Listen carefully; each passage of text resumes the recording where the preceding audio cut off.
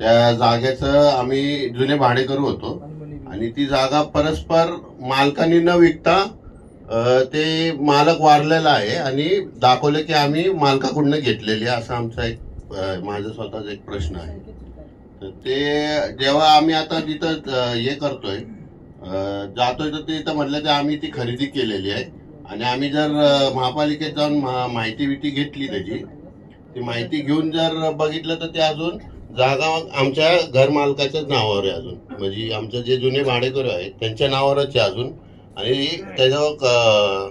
Tax थकीत आहे अजून. आणि आम्हाला तिथं गेल्यावर सांगतात की नाही आता हे आम्ही विकत घेतलेलं आहे, असं आम्हाला ते खोटं माहिती देतात. आता या पुण्याच्या टीम मध्ये या क्षेत्रातला माणूस माझ्या माहितीवर राहणे अक्षय आहे. अक्षय तुला ह्यांच्याकडे तुम्ही अक्षयचा नंबर घ्या, तुमचा नंबर अक्षयला द्या लगेच, आणि ते तुम्ही दोघंही कमी पडले